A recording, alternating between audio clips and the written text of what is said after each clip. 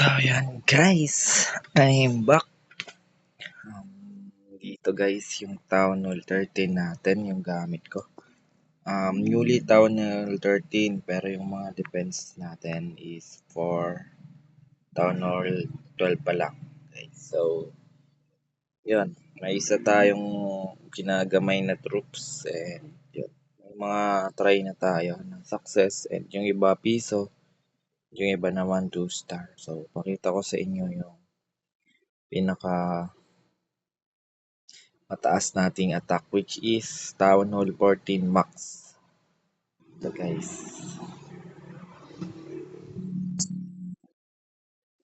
Ito guys, yung kalaban natin is Town Hall 14. Guys, panel lang tayo ng Queen Charge. Dito sa bandang 6 o'clock. Baby Dragon, 5 o'clock. Nag-wall break ako pero unsuccessful. So, isa pa. Boom, hindi na siya tataas doon. Diretso na yan sa baba. So, target lang natin dito makuha tong Eagle, Scatter, and yung Wizard Tower sa left side.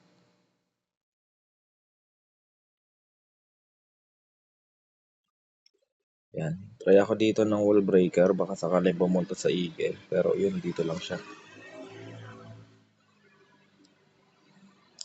Yung enemy prince, yung minion prince natin is di pa siya abot. Guys.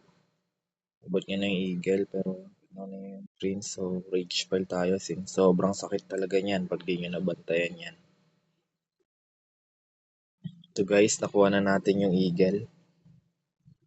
So, maglalapag tayo dito ng King sa bandang 3 o'clock. 3 to 4 o'clock. Yan. Sabay na rin ng RC para ma-wipe na yung mga sip or splash damage na dudurog dun sa main troops natin. So, yun. Dito yung Queen lumabas. So, very kinabahan na tayo dyan. Nagbaba na tayo nung plan request natin. Nakuha yung natin ako yung scatter shot pero okay lang yan. Baba na tayo ng main troops. Miners. Healing spell lang tayo. Then pranis ko tong multi-inferno kasi sobrang sakit niya talaga. Yan guys. Nubos lang natin yan. Yun. Warden ability na tayo dito.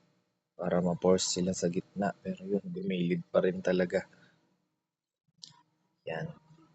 Ito buhay pa yung king nila. So medyo naratel tayo dito magbagsak agad ng spell, ng range para ma-take off yung town hall. Di pa pala bumababa yung mga miners natin. Ito guys, yung yan, kaya na yan ng hag riders natin. So yan. Clear up for Town Hall 14 Max guys. Town Hall 13 lang tayo dito.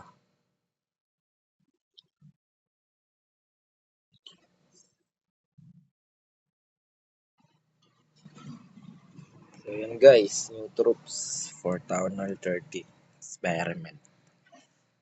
Gamit nyo rin sana. And yun, let's go, magdarugan tayo ulit ng utak.